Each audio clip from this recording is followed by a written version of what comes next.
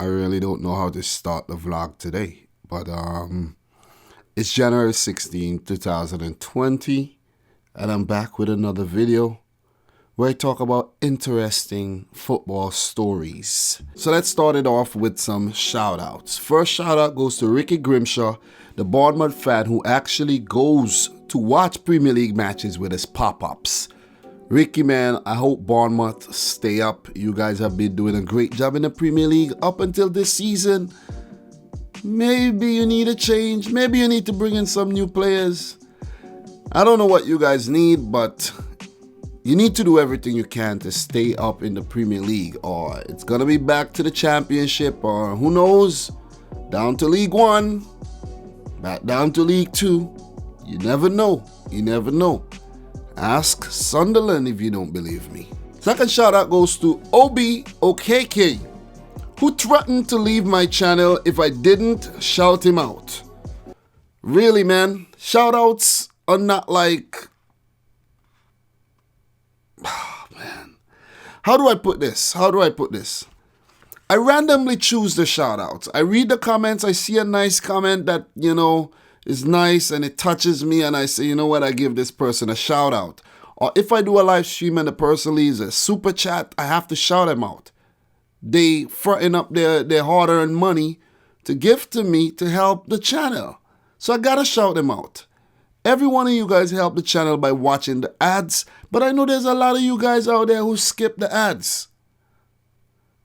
Obi, here's your shout out. But that's not the way you go about doing things, okay? Have some class. The next shout out goes to DJ Fiorama. You see, DJ Fiorama didn't ask me for a shout out, and I don't think, he feels he deserves one. But I just saw a comment he left, and I'm like, oh man, this is cute, and I have to mention him. He's like, always tuned in during downtime or at the end of his days when a notification pops up and he watches my videos. Stuff like this I like to see. That doesn't mean you're gonna go and make stuff up so that you couldn't get a shout out. I'm on the lookout for those as well. But thank you very much, DJ Fiorama. Bruno the Cruz gets a shout out. He says, Liverpool will be first with 101 points. Second will be Man City with 86 points. I don't agree with that.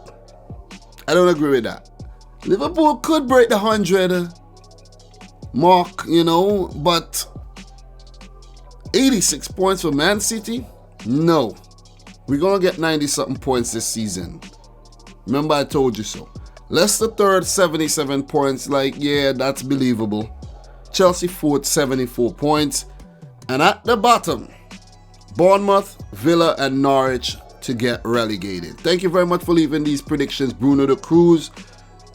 Your man Roger Ciao agrees, and that's a shout out for Roger Ciao, who's loving Bruno's predictions. So that's it for the shout out segment. It wasn't as interesting as the previous ones where a lot of people had stuff where I could have, elaborated on, but I just chose to go this way.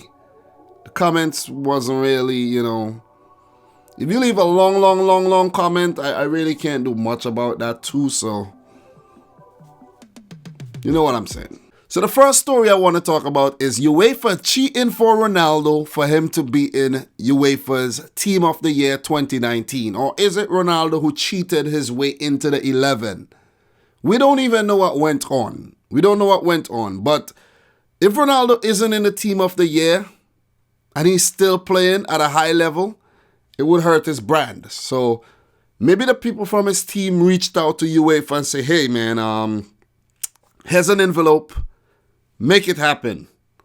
And UEFA had to do whatever they had to do, whoever they had to cut at the expense of Ronaldo to get him in the team. I'm going to read an article covering that whole situation. There's a couple articles to choose from.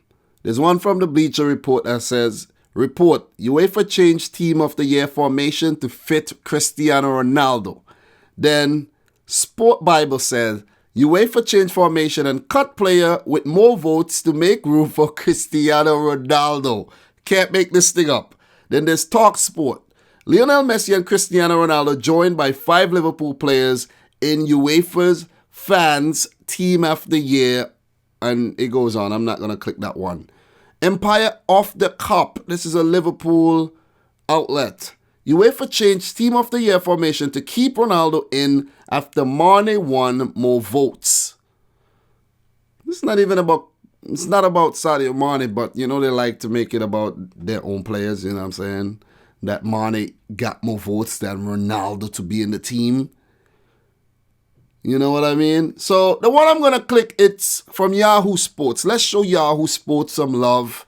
Yahoo has been irrelevant since God knows when, but they were the biggest thing in the 1990s.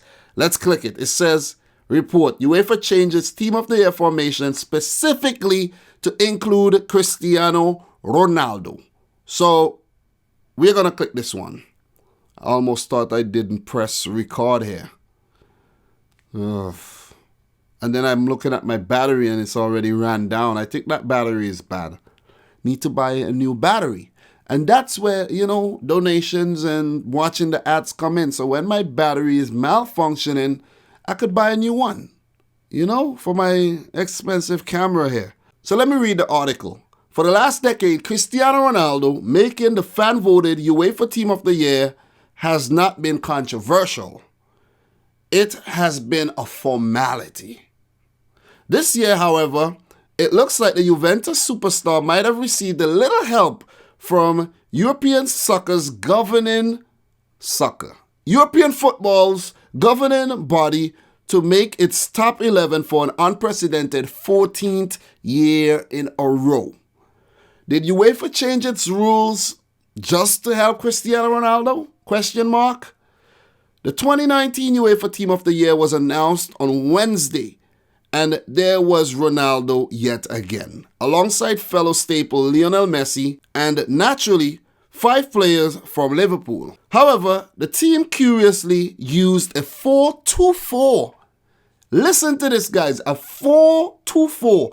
4 defenders, 2 midfielders, and 4 forwards formation that is rarely seen in today's game. It was a notable change from last year's team, which has a much more conventional 4-3-3 formation. Ooh.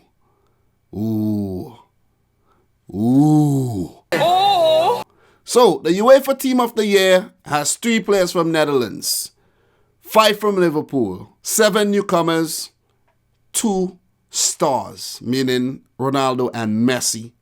The Team of the Year reads as follows. Alisson Becker in the back, Liverpool. Alexander-Arnold, Van Dijk, Robertson, all from Liverpool. Matthijs de Ligt at the back, Juventus, Ajax. De Bruyne, the only Man City player in the team, and Frenkie de Jong marshals the middle of the field with Sadio Mane, Lewandowski, Cristiano Ronaldo, and Lionel Messi completing the 11. The 11 included 7 newcomers, with only Ronaldo, Messi, Van Dijk, and Kevin De Bruyne making UEFA's Team of the Year previously. So 7 newcomers, guys like Mane, Alexander-Arnold, Robertson, Alisson, De Jong, De Ligt, and Lewandowski.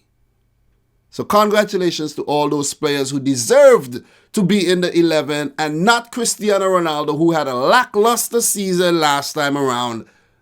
He did not deserve to be in the 11. I don't know what went on, but UEFA changed up their thing.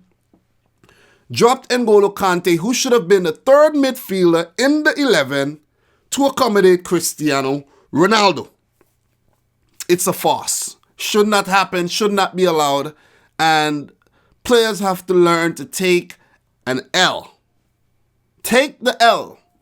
Take the L and do better next time around. So I'm not a big fan of this. I'm not a big fan of what went down, and a lot of corruption has been going on in UEFA, FIFA, even the English FA in terms of picking a best team of the year and the player of the year, Ballon d'Or, and all these sorts of things. These awards are so subjective, it's not even funny. It's like, just get rid of all the awards and the team of the years. Just get rid of them. Get rid of them. I'm joking, but you understand my frustration. But that's that for, the Ronaldo situation. Let me know your thoughts on Cristiano Ronaldo not making the team of the year initially, but UEFA changing the rules to accommodate him. Share your thoughts down below. Let us move on to the next article, and I want to talk about the AFC Under-23 Championship that's currently going on right now. The group phase is now over today, and the team I predicted to win the whole tournament got knocked out today. Vietnam, you let me down. All you needed to do was defeat North Korea, and you had to draw the game. You had to draw the game. Win Quang Hai, you let me down. Big time, big time, big time. So guys, we're going to take a look at the AFC Under-23 tournament, and I'm going to give you a rundown of how the group stand after the group stage, and I'm going to give you predictions for the quarterfinals. So let us do this. So guys, let's just take a look at the group standings after the final group matches were over. Group A, Australia, topping the group, unbeaten in the group stage, 5 points. Thailand second, 4 points. Iraq third, 3 points, 3 draws, unbeaten, but unfortunately, they won't make the cut for the quarterfinals. Bahrain last, 2 points. Group B, Saudi Arabia topping the group, also unbeaten, 7 points. Syria second, 4 points. Qatar third, 3 points, kind of disappointing that Qatar did not go on, and they have guys like Tarek Salman in their team and a few other players who already made senior men's appearances.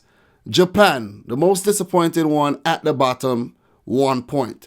Group C, South Korea winning all 3 games. The only team that has won all 3 of their group matches, 9 points. Uzbekistan, the reigning champions, second, 4 points. Iran, senior team not doing well in qualifiers, and now Under-23 team flopping. Third, 4 points. They miss out through goal difference or head-to-head, whatever they're using. China at the bottom, losing all 3 matches, 0 points. And China are the only team not to pick up a single point in the tournament. Group D, UAE topping the group, 5 points. Very, very close group. Them and Jordan drew their match today. Jordan second, 5 points. North Korea, the last time I checked the Vietnam-North Korea match, it was a 1-1 draw. And I thought it ended in a 1-1 draw. But North Korea won their first game of the tournament, 3 points third, and Vietnam placed bottom of the group. Vietnam, really? I'm pissed off. You make me look bad. Did I jinx you, Vietnam? But you lost the match 2-1 to North Korea. And they're at the bottom of the group. But, oh man, frustrating. Let me just predict the quarterfinals and move on. Saudi Arabia versus Thailand. I'm going to predict Saudi Arabia to move on to the semis. Australia versus Syria. Australia versus Syria again. Remember the last World Cup, these 2 teams met in the playoffs. Australia won, and I'm going to go for Australia once again. South Korea versus Jordan. I'm going to go for South Korea. And UAE versus Uzbekistan. I think Uzbekistan, the reigning champions, are going to move on. So we'll be back for quarterfinal update and to predict the semifinals. Thank you very much for tuning in and staying glued to the screen for this segment. That was so corny. You know what I'm saying? Where did I come up with that? But let's move on. Let us move on. Vietnam, I'm pissed off. Seriously.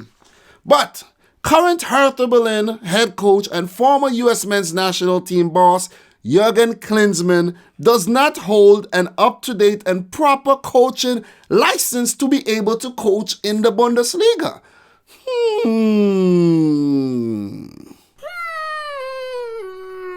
Klinsmann needs to be recertified after failing to keep up with the necessary classes and certifications to ensure the license still was valid. Shame on you, Jurgen. Shame on you. Since taking over in Hertha's 2-1 loss versus Borussia Dortmund at the end of November, Hertha has gone unbeaten in their last 6 matches and are 12th in the table on 19 points. That's only 11 points outside the top 4. So Jurgen Klinsmann has turned things around at Hertha Berlin. Lost the first match against Borussia Dortmund, but failing to lose any other game since then.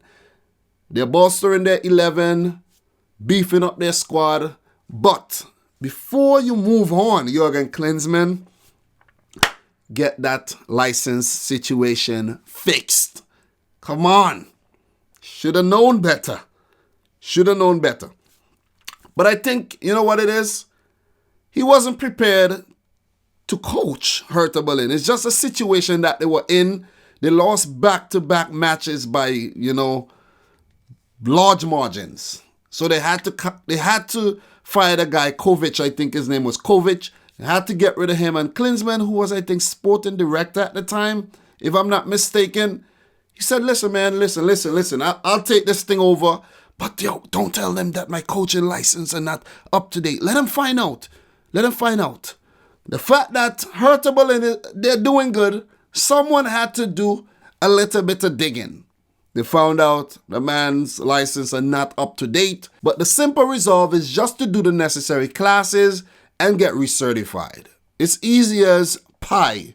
So get your act together, Jurgen Klinsmann. For the next article, this one is a fun and very, very interesting one.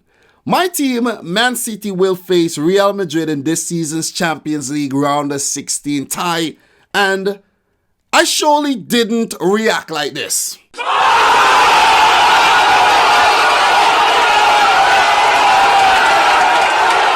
Goodness gracious, someone could have got hurt here.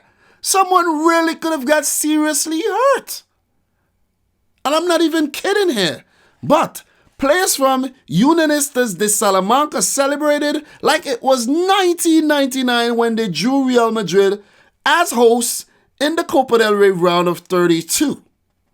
Segunda B team Unionistas punched above their weight class and defeated Segunda División side Deportivo La Coruna 8-7 in a penalty shootout after the match ended in a 1-1 draw. Third tier Unionistas are currently 15th in their league. They're not doing well at all and will host second place La Liga juggernauts Real Madrid on January 22nd. Unionistas was only formed in 2013 after the dissolution of Unión Deportiva Salamanca, a former La Liga team back in the day. The team is made up of purely Spanish nationals, and this would be the biggest match of their lives. From my extensive research, this is only the second year they are participating in the Copa del Rey, a true David versus Goliath story. I have a feeling Goliath would end up winning this one, but guys, in football, you never ever know. So look at this team formed in 2013. After a bigger team dissolved, the stadium only holds 4,000 spectators. The club has about 2.5 thousand members. They will play Real Madrid, and they celebrated like it was someone's birthday. Like the whole team was celebrating their birthday on the same exact day. It's a big deal. This is the biggest match ever. I think this is the first time they're playing a La Liga team as well. Guys, if you don't believe what I'm saying, you could go do your own research. But I did the research. I went back to 2013. And this is only the second time they participated in Copa del Rey. Last time around, they got knocked out early. But this time, round of 32. Guys, could this team, Unionistas de Salamanca, down Real Madrid? This will be one of the biggest upsets in a very, very long time. And the fact that they defeated Deportivo La Coruña it was a big upset because Deportivo La Coruña used to be a La Liga team. They're now in the second division. It was a big deal. So, guys, let me know your thoughts on this whole story in the comment section down below. Let me know if you think they could defeat Real Madrid. Maybe Real Madrid going complacent and underestimate unionistas and they get spanked. You never know. You never know. For the next story, Everton and Portuguese international midfielder Andre Gomes is back doing individual training after his fracture dislocation sustained versus Tottenham in their 1-1 draw late last year. And I still stand by what I said. Heung-min Son is solely responsible for that injury. I don't care what any one of you guys want to say. Son is responsible for that injury. You could blame Aurier too. I don't know what he was doing there, but both of them are responsible for Gomez's injury. But it's nice to see him back in training, not with the other boys, but by himself. Rehabilitation has begun. I wish you a speedy recovery, Andre Gomes. And I think Heung-min Son still has not learned his lesson. Picked up a red card again after that. So, if you guys want to keep saying Son wasn't responsible, be my guest. For the next story, Sergio Aguero is the Premier League's top foreign goal scorer after surpassing Thierry Henry with a brilliant hat-trick in the 6-1 thrashing of Aston Villa last weekend. As you can see from the graphic, guys, are you seeing the graphic right now? Both Aguero and Henry played for one Premier League club. Aguero now has 177 goals and no current Premier League player is in sight. Maybe Harry Kane, but he's not even on this list right now. Since his arrival at Manchester City, Sergio Aguero has won 4 Premier League titles and has scored more hat-tricks than any other Premier League team during his time with Manchester City. That's an amazing stat right there. More than Liverpool, who I think has 11 hat-tricks since Aguero arrived. More than Man United, Tottenham, Chelsea, Arsenal, Everton, you name it. Go Sergio Kun Aguero. I think Thierry is one of the most incredible players I've seen this league. And to round off today's segment, let's just talk a bit about a few transfers that happened over the last 24 to 48 hours. Slovakian midfielder Stanislav Lobotka joins Napoli in the Serie A from Celta de Vigo in La Liga for 20 million euros. Quite expensive. Quite expensive. He's a defensive midfielder, and it's kind of strange because Napoli just bought Diego Demme from RB Leipzig for 12 million euros. Is this a sign that Napoli are going to sell a player? Because you spent 32 mil. You got to recoup that. Are they going to sell maybe Mertens? But Mertens might leave on a free. Koulibaly maybe? Is Koulibaly out the door? Is Koulibaly out the door? Guys, let me know your thoughts on this Koulibaly situation in the comment section down below. I heard that Man City has pulled out of the race. And maybe it's because of the new AFCON announcement that AFCON is moving back to January, February. You don't want to invest so heavily in a player and then he leaves mid-season and comes back and can't play for the remainder of the season because he pulled an ACL. So, let's see how this one plays out. Young Moroccan international Youssef En-Nesyri joins Sevilla from Leganes for 20 million euros. I could remember him scoring a goal during the World Cup. Was it Morocco versus Spain? Or Morocco versus Portugal? I think it was against Spain that he scored that wicked goal, you know. I can't remember, man. The World Cup has been 2 years ago, and I've watched so much football since then. Guys, correct me if I'm wrong, but Youssef En-Nesyri is a special talent. Look out for him at Sevilla, who has now parted ways with Munas Dabor, and Javier Chicharito Hernandez is on his way to LA Galaxy. So they're getting rid of 2 forwards and they're bringing in a younger one. So not a bad move at all. Not a bad move. Jean-Claire Todibo joins Bundesliga club FC Schalke from La Liga champions Barcelona on loan with a 25 million euro option to buy. The loan expires at the end of this current season And if he plays well, Schalke will decide what they want to do. But the young defender is in high demand, so I won't be surprised if Barcelona sells him during the summer. Or maybe even keep him. Dutch international goalkeeper Kenneth Vermeer leaves Feyenoord for LAFC in the MLS. Goalkeeper Darren Randolph joins West Ham from Middlesbrough for a sum of £4.2 million. And Jetson Fernandez, only 21 years old, joins Spurs on an 18-month loan deal plus £4 million from Benfica. The man is capped twice by Portugal, so he's a talent, and I will be keeping an eye on Jetson Fernandez. I think there was a scrap between Man United and Tottenham for his signature, but he chose Tottenham, and I think Jose Mourinho had a lot to do with his move to Tottenham.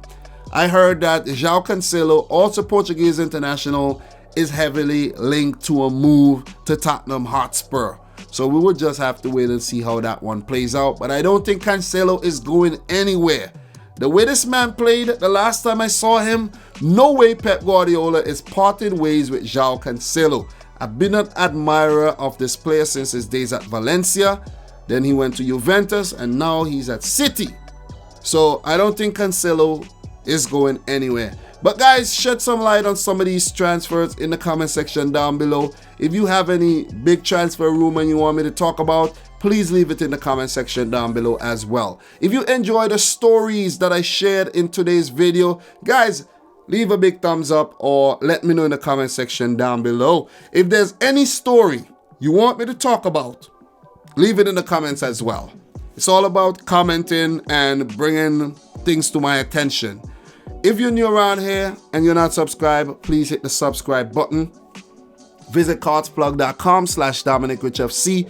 Use the coupon code dominicrichfc to get yourself 15% off. All the links will be in the description box down below. So, from your pajama wearing presenter, Dominic, I like to say thanks for watching.